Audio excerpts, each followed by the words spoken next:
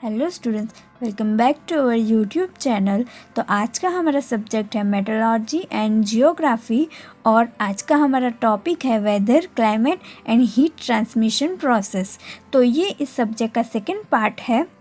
तो चलिए स्टार्ट करते हैं हमारा आज का वीडियो। तो आज हम पढ़ेंगे वेदर, क्लाइमेट के बारे में और डिफरेंट हीट ट्रांसमिशन प्रोसेस है उसके बारे में भी हम देखेंगे। तो पहले हम वेदर के बारे में देखते हैं। The word weather refers to short period variation in the atmosphere at a given place। तो जो वेदर है वो शॉर्ट पीरियड वेरिएशन मतलब शॉर्ट टाइम के लिए जो वेरिएशन होते हैं हमारे एटमॉस्फेयर में उसे हम वेदर कहते हैं। Weather at any place is defined as the momentary condition of the atmosphere. किसी प्लेस का वेदर होगा तो उसे हम ऐसे डिफाइन करेंगे कि जो अभी का जो कंडीशन है हमारे एटमॉस्फेयर में वही वेदर होगा। जैसे हम देखते हैं रोज़ हमारा वेदर चेंज होता है, कभी क्लाउडी होता है तो कभी फॉगी होता है, तो बस वही वेदर है। It varies from day to day and place to place. तो ये जो वेदर होगा वो डे टू डे चेंज होता जाएगा या फिर प्लेस टू प्लेस भी चेंज होता जाएगा। अगर हम यहाँ पर है और कहीं और देखेंगे तो वहाँ पे कुछ अलग वेदर होगा, यहाँ पर कुछ अलग वेदर होगा। The condition of atmosphere depends on the following variables which are called weather elements। तो जो ये सारे conditions है उसे हम weather elements बोलेंगे। तो वो है temperature of the air, pressure, humidity, rainfall and wind। तो ये सारे हमारे weather elements है। Among this, temperature is the most basic and fundamental। तो इन सभी में से जो temperature है वो बहुत ही ज़्यादा बेसिक और एक फंडामेंटल एलिमेंट है। Any change in temperature cause changes in other elements. तो अगर इस टेम्परेचर में कुछ भी चेंज होगा तो बाकी सारे एलिमेंट्स में भी कुछ ना कुछ चेंजेस ज़रूर होंगे। अब हम क्लाइमेट के बारे में देखते हैं। The word climate refers to the condition of atmosphere over a long period of time over a large area. तो जो क्लाइमेट होगा वो हमारे एटमॉस्फेयर में जो लॉन्ग पीरियड टाइम के लिए जो चेंजेस होता है या फिर लार्ज एरिया में। जैसे कि हम देखते हैं कि अभी हमारा विंटर चल रहा है तो ये हमारा विंटर का क्लाइमेट होगा। जब हम समर्स में जाएंगे तो हमें तभी बहुत ज़्यादा गर्मी होगी। तो बस वही क्लाइमेट है जो बहुत ही ज़्यादा टाइम के बाद चेंज होगा और वो भी लार्ज एरिया में। In other words, the long-term average of weather is climate। तो हम इसे जो वेदर का जो लॉन्ग टर्म एवरेज है उसे भी हम क्लाइमेट बोल सकते हैं। The climate differs from region to region and season to season. तो जो क्लाइमेट होगा वो दूसरी जगह में चेंज होगा या फिर सीजन टू सीजन भी वो चेंज होगा। Climate determines water potential, natural vegetation, cropping pattern, land use, housing and other infrastructure, industrial location, racial characters etc। तो जो क्लाइमेट होगा वो ये सारे जो एलिमेंट्स है उसको भी डिटरमाइन करेगा। The mean value of atmospheric variables such as temperature, wind, rainfall for different areas and periods constitute climatological data। तो ये टेम्परेचर, विंड, रेनफॉल ये सारे जो एटमॉस्फेरिक वेरिएबल है इनकी जो मीन वैल्यू होगी वो यूजुअली क्लाइमेटोलॉजिकल डेटा बनाएगी। The study of climate is climatology. तो जो क्लाइमेटोलॉजी है वो है स्टडी ऑफ क्लाइमेट। तो अब हम क्लाइमेटिक कंट्रोल के बारे में देखते हैं। The weather and climate are influenced by various factors. These factors are called climatic control। तो जो वेदर और क्लाइमेट है वो कई सारे फैक्टर्स पर इन्फ्लुएंस होगी। मतलब उसमें ये जो सारे फैक्टर्स है उन्हीं की वजह से क्लाइमेट और वेदर में कई सारे चेंजेस आएंगे। तो वो फैक्टर्स को हम क्लाइमेटिक कंट्रोल बोलेंगे। तो वो सारे फैक्टर्स है तो they are latitude of the place, altitude of the place, land and water surface, mountains, vegetation, wind and storms, ocean currents, semi-permanent high and lows, air masses, cyclones, तो ये सारे हैं क्लाइमेटिक कंट्रोल्स, और ये सारे factors की वजह से ही क्लाइमेट और वेदर में कई बार चेंजेस आते हैं। तो अब हम देखते हैं प्रोसेस ऑफ हीट ट्रांसमिशन। तो जो हीट होगी वो कई सारे प्रोसेस से ट्रांसमिट होगी, तो वो सारे प्रोसेस हम अभी देखते हैं। Practically of all the energy that reaches the earth comes from sun. तो जो अर्थ पर जो एनर्जी आती है वो सन से ही आती है, क्योंकि हम सन को as a source of energy भी बोलते हैं, मेन सोर्स। तो energy is transferred between the earth surface and the atmosphere. तो जो एनर्जी है वो एटमॉस्फेयर से अर्थ सरफेस में कैसे ट्रांसफ़र होती है, तो उसमें ये 4 प्रोसेस आती है। पहला है conduction, second is convection, third is radiation and fourth is advection. तो हम ये सारी प्रोसेस को डिटेल में देखते हैं। पहला है conduction. The conduction is the process by which heat energy is transmitted through contact with neighboring molecule। तो जो इसमें क्या होगा कि ये हम डायग्राम में देखते हैं, जैसे कि यहाँ नीचे कैंडल रखी हुई है और ऊपर एक रॉड रखा है। तो जब कैंडल में से हीट ट्रांसमिट होगी रॉड पर, तो जो रॉड होगा वो धीरे धीरे करके गर्म होगा और वो धीरे धीरे ये एरो के डायरेक्शन में गर्म होता जाएगा। तो इसमें क्या होगा कि एक जो पार्टिकल है वो दूसरे पार्टिकल से कांटेक्ट में रहकर उसमें एनर्जी ट्रांसमिट होती जाएगी। तो इसमें जो एनर्जी ट्रांसमिट होगी वो वन पार्टिकल से अनदर पार्टिकल में ट्रांसमिट होगी, मतलब कांटेक्ट ट्रांसमिशन होगा। तो इसे हम कंडक्शन बोलते हैं। Air and water are poor conductors. तो कंडक्शन में एयर और वाटर होगी वो पुअर कंडक्टर हो गए, मतलब यूजुअली इसमें ट्रांसमिशन थोड़ा धीरे धीरे होगा।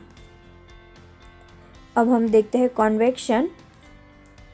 तो convection transmit heat by transporting groups of molecule from place to place within a substance. तो कॉन्वेक्शन में क्या होगा कि हीट जो ट्रांसमिट होगी वो ग्रुप्स में होगी, ग्रुप ऑफ मॉलिक्यूल्स में होगी, from place to place but substance के अंदर। ऊपर वाले डायग्राम में देखते हैं कि नीचे से हीट दे रहे हैं एक वेसल पर। तो जो नीचे वाले पार्टिकल्स हो गए वो यूजुअली हॉट हो गए और वो धीरे धीरे हो गए हॉट होते, और ऊपर जाएंगे तो वो कोल्ड होते जाएंगे, तो वापस नीचे आएंगे तो हॉट। बस इसी तरह जब इसमें ट्रांसमिशन होगा हीट का, उसे हम कन्वेक्शन बोलेंगे। Convection occurs in fluids such as water and air which moves freely। तो जो कन्वेक्शन होगा वो यूजुअली फ्लूइड्स या फिर एयर में होगा जिसमें पार्टिकल होंगे वो फ्री मूविंग होंगे।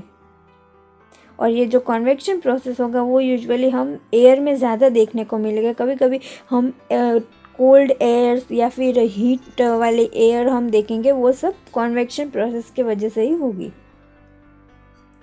In the atmosphere, convection includes large and small scale rising and shrinking of air masses and smaller air parcels। तो एटमॉस्फेयर में कन्वेक्शन में large and small scale rising and shrinking of air masses, मतलब large और small scale में rise होगा air masses का और smaller air parcels का। This vertical motion effectively distribute heat and moisture throughout the atmospheric column and contributes to cloud and storm development।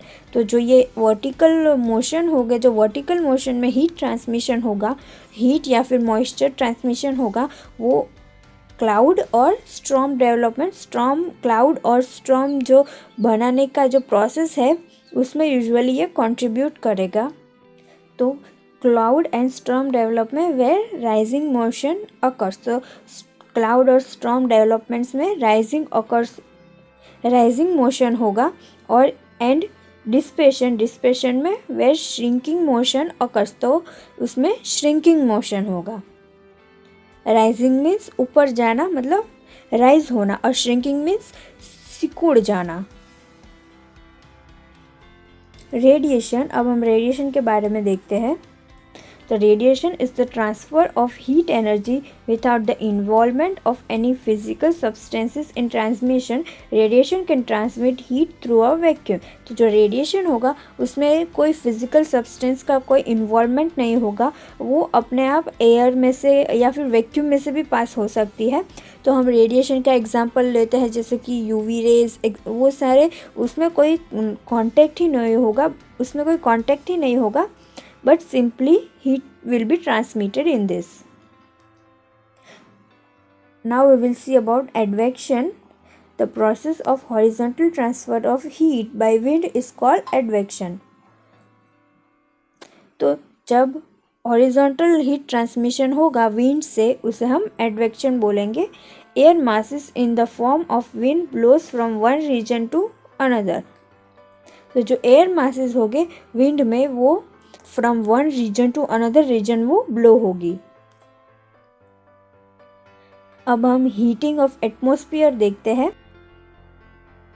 The atmosphere does not absorb short wave radiation, therefore most of the radiation is transmitted to earth without heating the atmosphere. तो जो atmosphere होगी वो usually short wave radiation absorb नहीं करेंगी, तो जो radiation होगी अर्थ में वो यूजुअली हीटेड नहीं होगी. The insolation chiefly heats up the earth's surface. तो जो इंसोलेशन मीन्स जो सन की जो रेज अर्थ पे फॉल होगी उसे हम इंसोलेशन बोलेंगे. तो जो the insolation chiefly heats up the earth surface. Sun की जो रेज होगी वो अर्थ सरफेस पर पड़ेगी तो वो हीट अर्थ सरफेस को हीट अप करेगी. The heated surface of the earth reflect back the heat to atmosphere in the form of long waves terrestrial radiation. तो जो अर्थ की जो हीटेड सरफेस होगी, मतलब गर्म सरफेस होगी, वो हीट को वापस से रिफ्लेक्ट बैक करेगी एटमॉस्फेयर में इन the form of long wave. तो वो लॉन्ग वेव में वापस रिफ्लेक्ट करेगी. Insolation is receive only during the day time. तो इंसोलेशन होगी वो यूजुअली डे टाइम में ही होगी, क्योंकि जो अर्थ पर जो सनरेज होंगे वो यूजुअली डे टाइम में ही होंगे, रात को तो नहीं होंगे. But transmission of terrestrial radiation takes place all throughout day and night. But जो अर्थ में से जो वापस से रेडिएशन रिफ्लेक्ट बैक होगी वो डे और नाइट दोनों टाइम में होगी. As a result of this phenomena nights are cooler than the day. तो इसी की वजह से जो नाइट्स होगी वो यूजुअली कूल होगी. Now we will see about heating budget of earth. The average temperature of earth generally does not change. तो जो अर्थ की जो एवरेज टेम्परेचर है वो यूजुअली चेंज नहीं होती. The amount of heat reflected back by earth through terrestrial radiation equals the amount of insolation और incoming solar radiation. तो जो अमाउंट ऑफ हीट होगी वो अर्थ में से जो रिफ्लेक्ट होगी बाय टेरेस्ट्रियल रेडिएशन, वो हमेशा जो इंसोलेशन हुआ है या फिर इनकमिंग ऑफ सोलर रेडिएशन हुआ है वो उससे इक्वल होगी. मतलब जो जितनी हीट अर्थ पर पड़ेगी इंसोलेशन में, उतनी ही हीट टेरेस्ट्रियल रेडिएशन में वापस से रिफ्लेक्ट बैक होगी. In the way there is balance between insolation and terrestrial radiation. This balance is known as heat budget of earth. तो जो ये बैलेंस होगा इंसोलेशन में और टेरेस्ट्रियल रेडिएशन में, इसी को हम हीट बजट ऑफ अर्थ बोलेंगे. इस जो ये जो बैलेंस हुआ उसी को हीट बजट ऑफ अर्थ बोलेंगे. So this was it for today's video. Thank you so much. You can follow us on our Instagram page for more updates and for more notes. Notes of this video will be uploaded on our Instagram page, so do follow us there, and please subscribe to our YouTube channel for more such videos. Thank you so much. Happy learning.